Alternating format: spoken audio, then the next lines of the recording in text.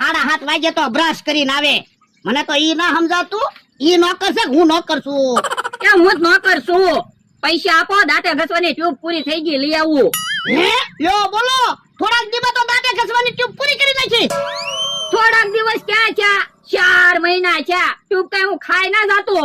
પણ લ્યા મને તો એમ હતું 6 મહિના હાલશે. જો બોલો, 20 રૂપિયાની ટ્યુબ કઈ 6 મહિના થોડી હાલે. તો એક કામ કર, કાલથી દાંતે મીઠું ગાળજે, ખર્ચો તો ન થાય. પણ દાંતે મીઠું ઘસવી ને તો મોઢામાં ફીણ ન વળે. તો કપડા ધોવાની ભૂકી ગાળજે, એનથી ફીણ વળશે. ના રે ના, કપડા ધોવાની ભૂકી દાંતે થોડી ઘસાય તો મોઢું આવી જાય, હું ખાય ન એકું.